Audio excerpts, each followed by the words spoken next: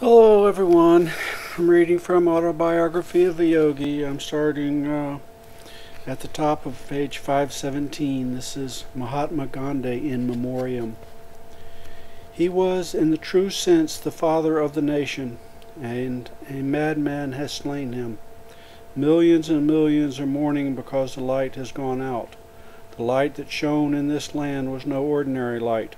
For 1,000 years that light will be seen in this country, and the world will see it. So spoke Prime Minister of India Jawaharlal Nehru shortly after Mahatma Gandhi had been assassinated in New Delhi on January 30th, 1948. 5 months earlier, India had peacefully achieved her national independence. The work of the 78-year-old Gandhi was done. He realized that his hour was nigh.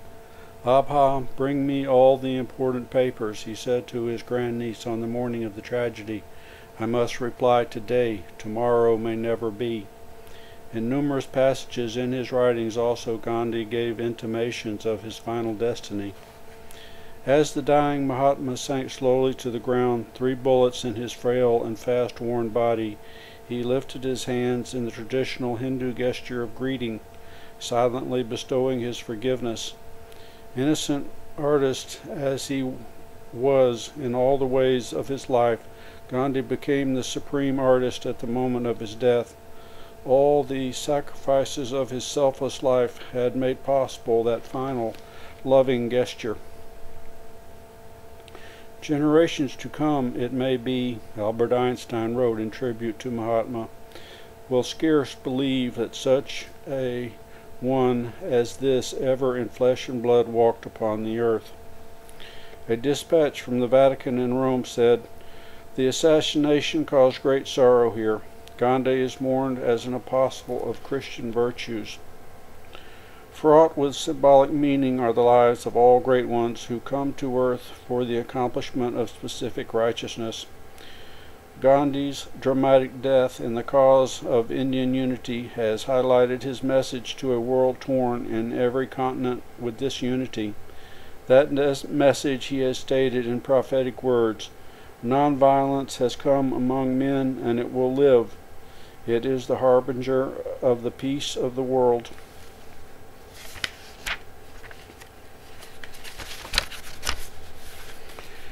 Chapter 45, The Bengali Joy-Permeated Mother. Sir, please do not leave India without a glimpse of Nirmala Devi. Her sanctity is intense. She is known far and wide as Ananda Moy Ma, Joy-Permeated Mother. My niece Amio Bose gazed at me earnestly. "Of course, I wanted very much to see the woman saint," I added. "I have read of her advanced state of God realization. A little article about her appeared years ago in East West." "I have met her," Amino went on. "She recently visited my small town in Jamshedpur. At the entreaty of a disciple, Ananta Moy Ma went to the home of a dying man. She stood by his bedside. As her hand touched his forehead, his death rattle ceased. The disease vanished at once. To the man's glad astonishment, he was well." A few days later, I heard that the blissful mother was staying at the home of a disciple in the Bhawanipur section of Calcutta. Mr. Wright and I set out immediately from my father's Calcutta home. As the Ford neared the Bhawanipur house, my companion and I observed an unusual street scene. Ananda Moy Ma was standing in an open-topped automobile, blessing a throng of about 100 disciples. She was evidently on the point of departure. Mr. Wright parked the Ford some distance away and accompanied me on foot towards the quiet assemblage. The woman saint glanced in our direction. She lit from her car and walked toward us. "Father, you have come." With these fervent words in Bengali, she put her arm around my neck and her head on my shoulder. Mr. Wright, to whom I had just remarked that I did not know the saint, was hugely enjoying this extraordinary demonstration of welcome. The eyes of the 100 chelas were also fixed with some surprise on the affectionate tableau. I had instantly seen that the saint was in a high state of samadhi. Oblivious to her outward garb as a woman, she knew herself as the changeless soul. From that plane she was joyously greeting another devotee of God. She led me by the hand into her automobile. "Ananda Moy Ma, I am delaying your journey," I protested. "Father, I am meeting you for the first time in this life after ages," she said. "Please do not leave yet." We sat together in the rear seats of the car. The blissful mother soon entered the immobile, ecstatic state. Her beautiful eyes glanced heavenward and half opened became stilled, gazing at the near far inner Elysium. The disciples chanted gently, "Victory to Mother Divine." I had found many men of God realization in India, but never before had I met such an exalted woman saint. Her gentle face was burnished with the ineffable joy that had given her the name of Blissful Mother. Long black tresses lay loosely behind her unveiled head. A red dot of sandalwood paste on her forehead symbolized the spiritual eye ever open within her. Tiny face, tiny hands, tiny feet, in contrast to her spiritual magnitude. I put some questions to a nearby woman Chela while Ananda Moy Ma remained entranced. The Blissful Mother travels widely in India. In many parts she has hundreds of disciples, the Chela told me. Her courageous efforts have brought about many desirable social reforms. Although a Brahmin, the saint recognizes no caste distinctions. A group of us always travels with her, looking after her comforts. We have to mother her. She takes no notice of her body.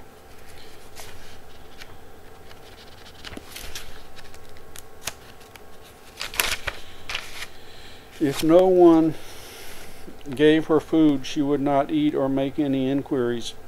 Even when meals are placed before her, she does not touch them.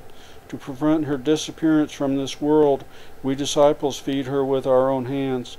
For days together she often stays in the divine trance, scarcely breathing, her eyes unwinking.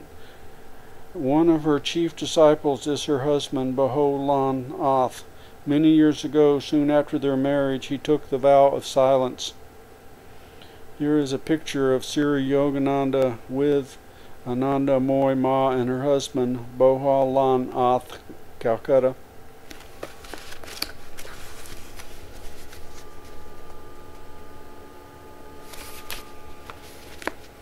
The Chela pointed to a broad-shouldered, fine-featured man with long hair and hoary beard. He was standing quietly in the midst of the gathering, his hands folded in a disciple's reverential attitude. Refreshed by her dip in the infinite, Ananda Moy Ma was now focusing her consciousness on the material world. "Father, please tell me where you stay." Her voice was clear and melodious. "At present in Calcutta or Ranchi, but soon I shall be returning to America." "America?" "Yes, an Indian woman saint would be sincerely appreciated there by spiritual seekers. Would you like to go?" "If Father can take me, I will go." This reply caused her nearby disciples to start an alarm. 20 more of us always travel with the Blissful Mother," one of them told me firmly. "We could not live without her. Wherever she goes, we must go." Reluctantly, I abandoned the plan as possessing an impractical feature of spontaneous enlargement. "Please come at least to Ranchi with your devotees," I said, upon taking leave of the saint. "As a divine child yourself, you will enjoy the little ones in my school. Whenever Father takes me, I will gladly go." A short time after the Ranchi Vidyalaya was in gala array for the saint's promised visit.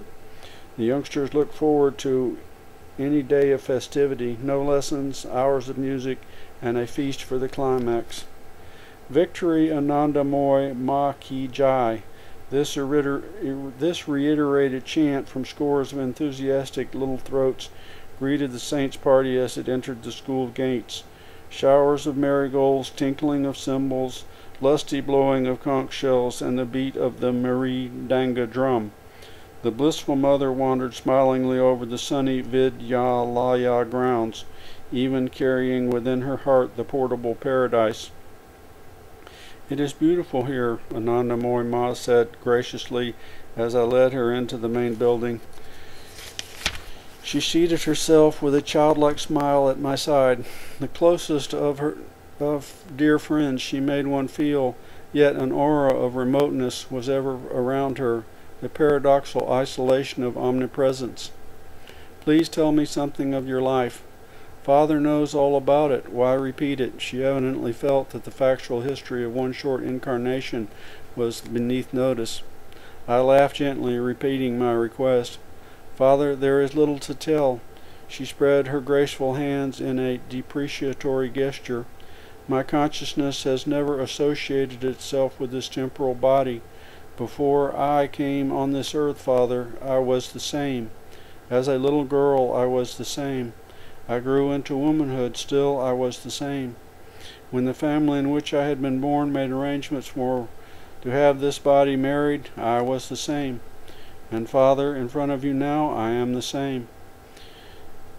Ever afterward, through the dance of creation changed around me in the empty hall, in the hall of eternity, I shall be the same." Anandamoy Ma sank into a deep meditative state.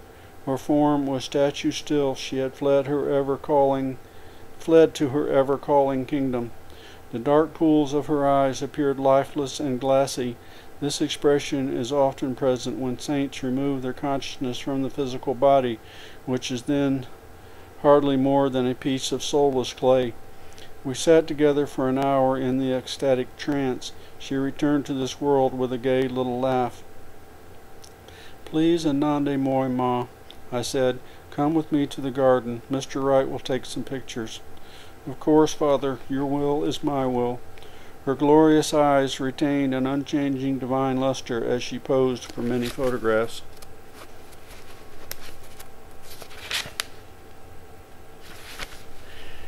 Time for the feast. Anandamoy Ma squatted on her blanket seat, a disciple at her elbow to feed her. Like an infant, the saint immediately swallowed the food after the Sheila had brought it to her lips. It was plain that the blissful mother did not recognize any difference between curries and sweetmeats. As dusk approached, the saint left with her party amidst a shower of rose petals, her hands raised in blessing on the little lads. Their faces shone with affection she had effortlessly awakened. Their faces shone with the affection she had effortlessly awakened. "Thou shalt love the Lord thy God with all thy heart, and with all thy soul, and with all thy mind, and with all thy strength," Christ has proclaimed. This is the first commandment. Casting aside any inferior attachment, Anandamoy Ma offers her sole allegiance to the Lord, not by the hair-splitting distinctions of scholars, but by the sure logic of faith. The childlike saint has solved the only problem in human life, establishment of unity with God. Man has forgotten his stark simplicity, now befogged by a million issues. Refusing a monotheistic love to the Creator, nations try to disguise their infidelity by punctilious respect before the outward shrines of charity. These humanitarian gestures are virtuous because for a moment they divert man's attention from himself, but they do not free him from his prime responsibility in life, referred to by Jesus as the first commandment. The uplifting obligation to love God is assumed with man's earliest breath of air freely bestowed only by his benefactor. On one other occasion after her visit to Ranchi school, I had opportunity to see Anandamoy Ma. She stood with a group some months later at the Sarampore station platform waiting for the train. "Father, I am going to the Himalayas," she told me. "Some kind persons have built us a hermitage in Dehradun." As she boarded the train, I marveled to see that whether amidst a crowd on the train, feasting or sitting in silence, her eyes never looked away from God. Within me I still hear her voice, an echo of measureless sweetness. Behold, now and always, one with the eternal, I am ever the same. Chapter 46. The Woman Yogi Who Never Eats. Sir, whither are we bound this morning? Mr. Wright was driving the Ford. He took his eyes off the road long enough to gaze at me with a questioning twinkle. From day to day he seldom knew what part of Bengal he would be discovering next. God willing, I replied devoutly, we are on our way to see an eighth wonder of the world, a woman saint whose diet is thin air. Repetition of wonders after Teresa Newman.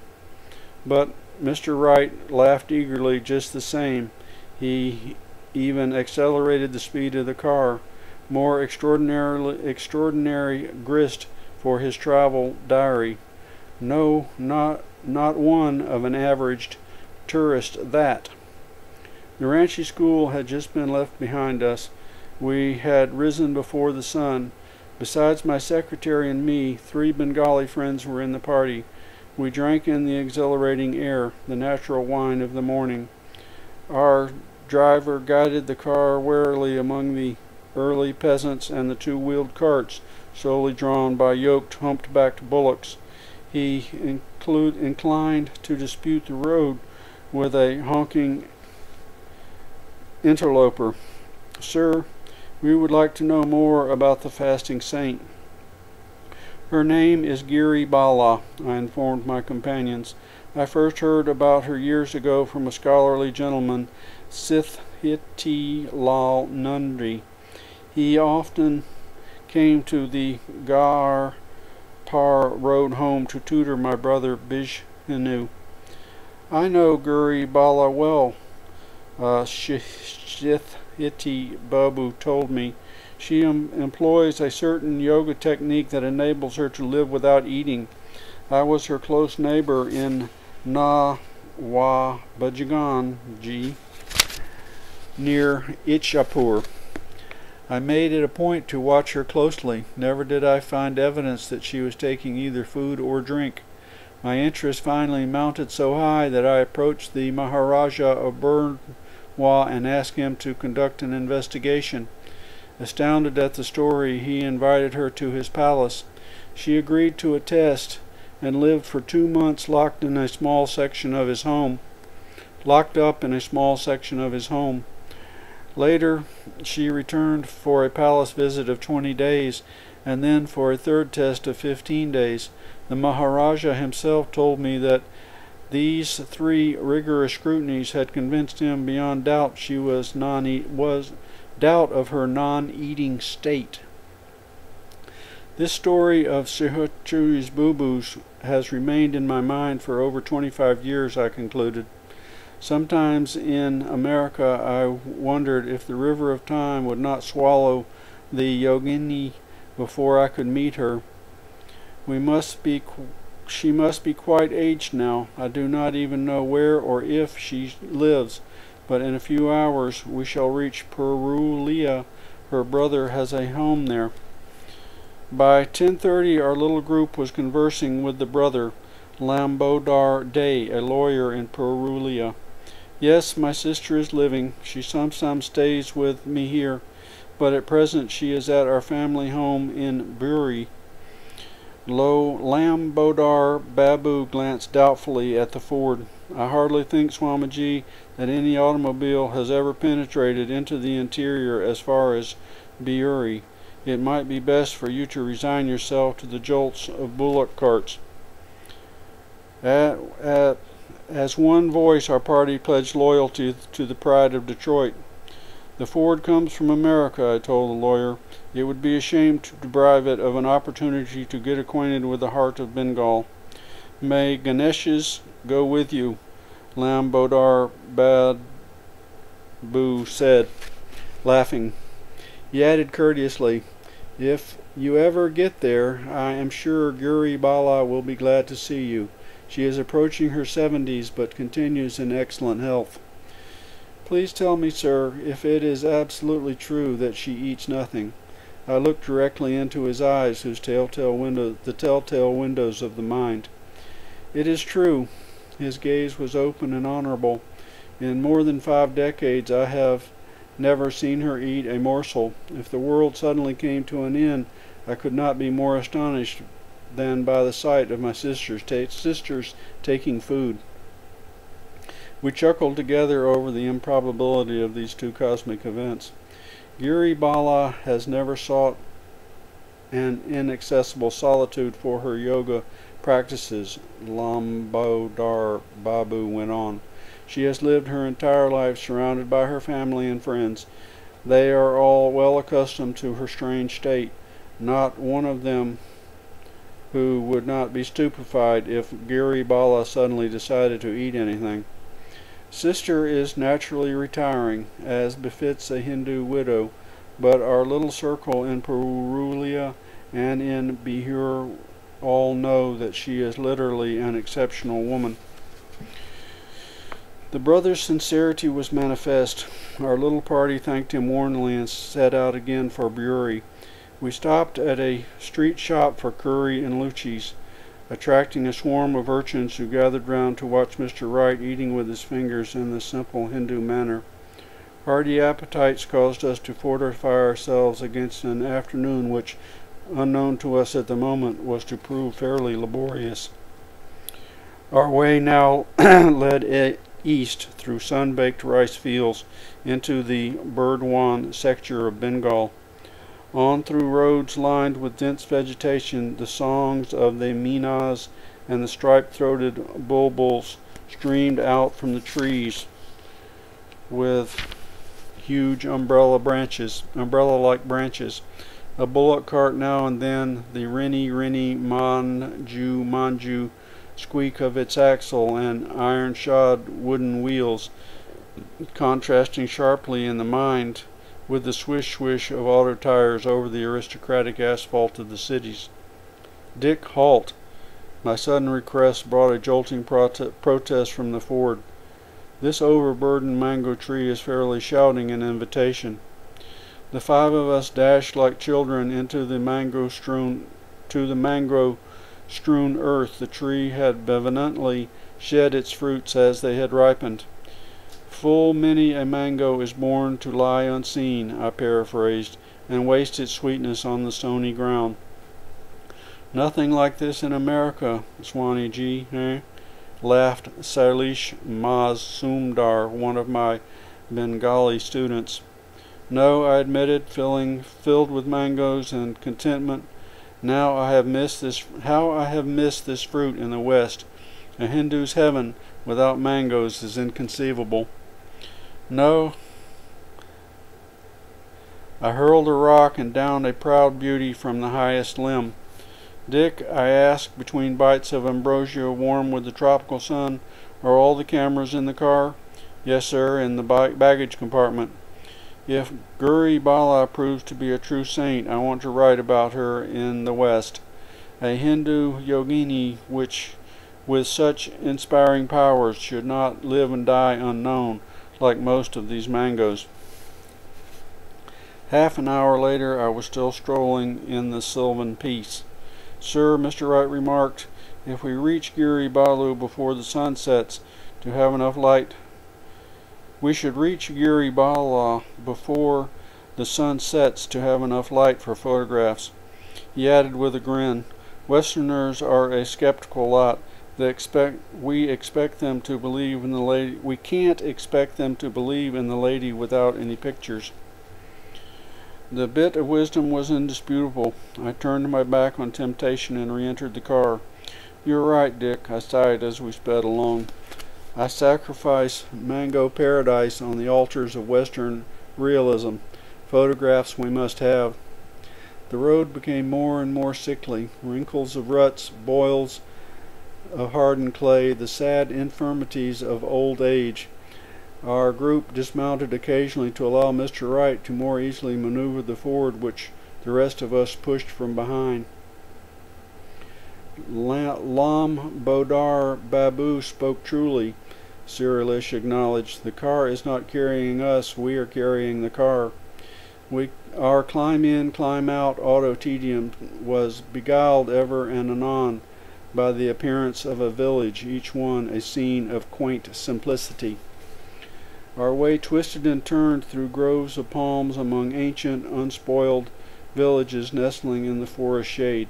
Mr. Wright recorded in his travel diary under the date of May 5, 1936. Very fascinating are these clusters of thatched mud huts decorated with the names of God on the door. Many small naked children innocently playing about, pausing to stare or run wildly from this big black bullockless carriage tearing madly through their village. The women merely peep from the shadows while the men lazily loll beneath the trees along the roadside, curious beneath their nonchalance.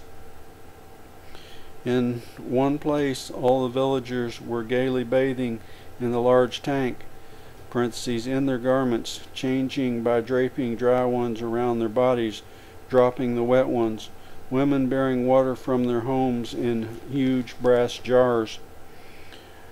The road led us a merry chase over mount and ridge. We bounced and tossed, dipped into small streams, detoured around an unfinished causeway, slithered across dry sandy riverbeds, and finally about 5 p.m.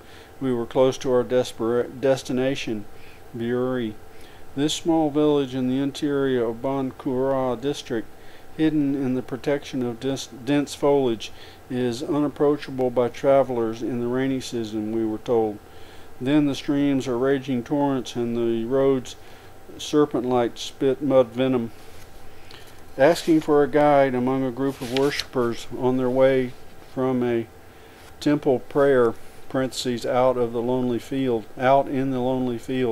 we were besieged by a dozen scantily clad lads who clambered on the sides of the car, eager to conduct us to Giri Bala. The road led toward a grove of date palms sheltering a group of mud huts, but before we had reached it, the ford was momentarily tipped at a dangerous angle, tossed up and dropped down. The narrow trail led us around trees and tanks, over ridges, into holes and deep ruts.